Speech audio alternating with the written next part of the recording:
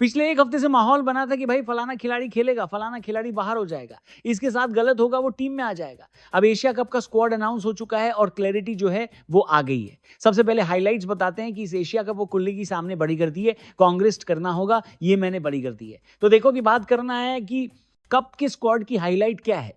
तो शुभमन गिल जो है उनकी ना सिर्फ टी20 टीम में वापसी हुई है बल्कि प्लेइंग 11 में भी वो आए हैं और वाइस कैप्टन के तौर पर आए हैं। It's a big and bold move, इसके बारे में चर्चा करेंगे। लेकिन हाईलाइट ये है कि श्रेयस अय्यर को काम कर रहे हैं, कि श्रेयस अय्यर को देखने को मिलेगा। अगर आपको समझ में आ रही है थी इसके बारे में आपसे कि सामने जगह नहीं मिली।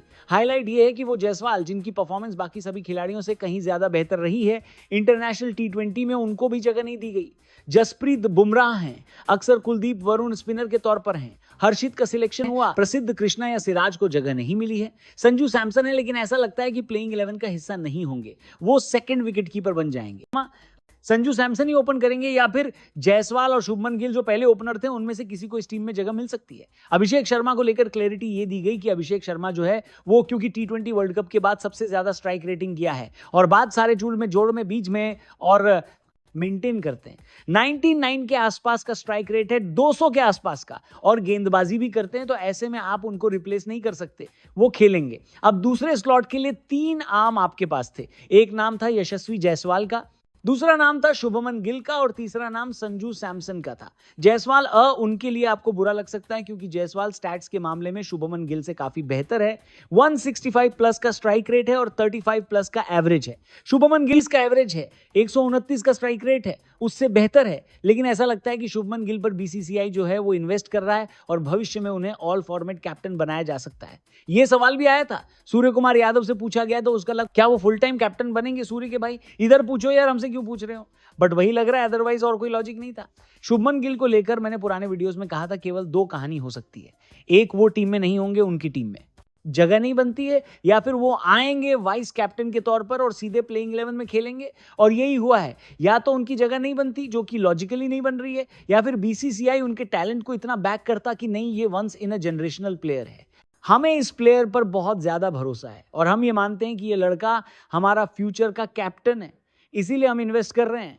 और इसीलिए चाहे जायसवाल हो या संजू सैमसन हो, हम उनको साइड कर रहे हैं, अदरवाइज कोई लॉजिक नहीं है। जायसवाल मैंने पहले भी कहां स्टैट्स में बेहतर है, 36 का एवरेज है, शुभमन गिल के 30 के एवरेज से बेहतर है। शुभमन गिल और जायसवाल के स्ट्राइक रेट में काफी ज्यादा फर्क है। शुभमन 130 से 40 के स्ट्राइक रेट पे खेलते हैं, जायसवाल के स्ट्राइक रेट पे गाइज 160 से 180 के स्ट्राइक रेट पे खेलते हैं। तो मैं ये मान के बैठा हूं कि संजू सैमसन शायद अब प्लेइंग 11 का हिस्सा नहीं है। शुभमन को ऑल फॉर्मेट कैप्टन इंडिया शायद बनाने वाली है और इसी वजह से ऐसा हो रहा है। शुभमन गिल स्टैट्स अगर टी20 की बात की जाए तो 21 मैचेस में 578 रन है, 30 का एवरेज है। हालांकि ये बातें शुभमन गिल को लेकर टेस्ट क्रिकेट में भी कही जा रही थी कि टेस्ट में भी वो एवरेज है, नहीं बन रही है। बट पिछले सीरीज में हमने देखा कि जब जिम्मेदारी बड़ी दी गई, कैप्टेंसी दी गई, तो फिर उन्होंने फर्क दिखाया कि कितने बड़े वो प्लेयर बन सकते हैं और 750 रन बनाए जो जायसवाल से भी ज्यादा थे। बट शुभमन ने लास्ट सीरीज में दिखाया कि वो जिम्मेदारी पाने पर बड़ी परफॉर्मेंस करते हैं। तो मैं उनको लेकर इस बार नेगेटिव नहीं हूं, पॉजिटिव हूं कि जब सिलेक्शन किया गया है तो मैं उनको बैक करूंगा। हालांकि सैमसन को लेकर थोड़ा बुरा लग रहा है बिकॉज संजू सैमसन के साथ यही होता है, हर बार यही होता है। मतलब विकेट कीपर तो इस बार बेमन से चुना गया, एक्चुअली शुभमन गिल को फिट करने के लिए कीपर चुना गया क्योंकि पिछली बार जुड़ेल थे, जुड़ेल की परफॉर्मेंस बहुत एवरेज रही तो जितेश शर्मा को लाया गया। अब जितेश शर्मा बैकअप कीपर भी नहीं थे क्योंकि पिछली बार बैकअप कीपर जुड़ेल थे, मेन कीपर संजू थे। लेकिन अब संजू जो है वो बैकअप कीपर बन जाएंगे क्योंकि संजू लोअर ऑर्डर में बैटिंग करते नहीं है, ऑर्डर की बैटिंग बहुत क्लियर है। ऊपर आपके अभिषेक शर्मा, शुभमन गिल, 3 पर सूर, 4 पर तिलक वर्मा या 3 पर तिलक वर्मा, 4 पर संजू और 4 पर सूर्य कुमार, तो उनकी जगह बनती नहीं है। 5 पे फिर हार्दिक, उसके बाद नीचे अलग प्लेयर्स आ जाएंगे।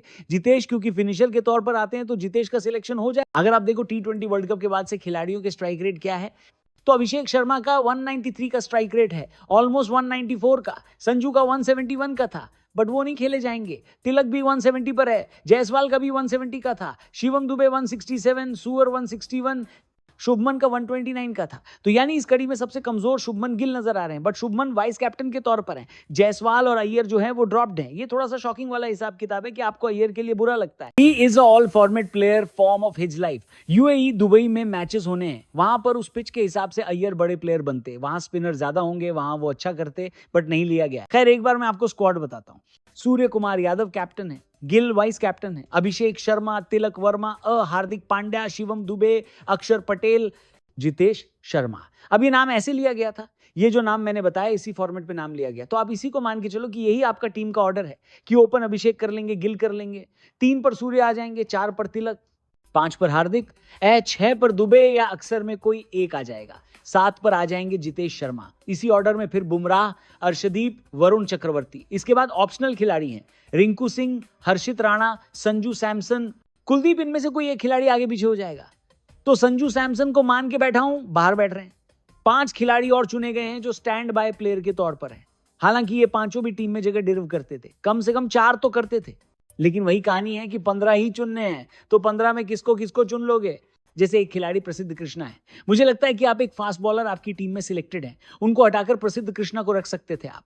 He is a quality bowler. Washington सुंदर, शिवम दुबे में काफी चर्चा थी कि इनमें से किसे चुना जाएगा, बट मुझे लगता है क्योंकि अक्षर पटेल इंपॉर्टेंट प्लेयर हैं, उनको बैक किया जा रहा है, तो प्रसिद्ध कृष्णा, वॉशिंगटन सुंदर, जायसवाल, ये 3 खिलाड़ी ऐसे हैं जो मुझे लगता है टीम में जगह डिजर्व करते थे। रिंकू सिंह को ऐड किया गया, वो एक इंटरेस्टिंग चॉइस है, ठीक है, अच्छी चॉइस है, मतलब आप उन्हें रख सकते हो, आपने सोचा है। कुछ खिलाड़ी जो बड़े नाम मिस कर रहे हैं, उनमें सिराज का नाम है, जायसवाल का नाम है, वॉशिंगटन सुंदर, श्रेयस अय्यर, ये मेरे हिसाब से कुछ बड़े नाम जो हैं जो मिस कर रहे हैं। इनमें से या प्रसिद्ध कृष्णा भी जोड़ लो आप, I really like him in T20 जो उन्होंने आईपीएल में किया था, बट का रिवॉर्ड नहीं मिला उन्हें। शुभमन को रिवॉर्ड केवल मिला है, शुभमन को रिवॉर्ड मिला है। मैंने कहा उन्हें कैप्टन के तौर पर देख रहे हैं और कोई रीजन नहीं है, उन्हें ऑल फॉर्मेट कैप्टन के तौर पर देख रहे हैं और उनसे एक्सपेक्ट कर रहे होंगे कि आप थोड़ा सा स्ट्राइक रेट पे काम कीजिए ताकि आप थोड़ा और बेहतर हो। उन्होंने कहा आप देखते हैं सके, और इसका खामियाजा संजू सैमसन को उतारना पड़ेगा।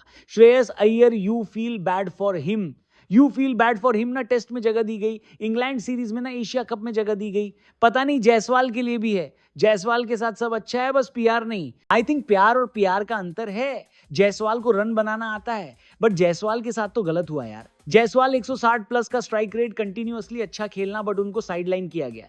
सो यार देखो, दोस्ती यारी है वो सब तो है टीम में यार, मतलब केकेआर का कोटा भी लगा है, वो आपको विजिबल होके दिखता है। संजू सैमसन, मतलब क्या कहूं मैं, देखो दोनों चीजें क्लियर है। मुझे लगता है जायसवाल और अभिषेक दोनों टीम में बन सकते थे, बट जायसवाल का सिलेक्शन नहीं हुआ, अभिषेक जायसवाल पर भारी पड़ गए। यहां पर कही गई कि जायसवाल दुर्भाग्यपूर्ण था, बाहर है क्योंकि अभिषेक थोड़ी गेंदबाजी कर लेते हैं और वैसे ही बल्लेबाजी करते हैं जैसा ओपनर चाहिए। सो ठीक है, KL राहुल का तो जिक्र ही नहीं हुआ कहीं पे, मतलब कहीं जिक्र ही नहीं हुआ।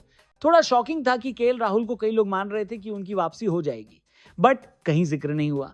ओवरऑल आपके हिसाब से ये टीम कैसी है?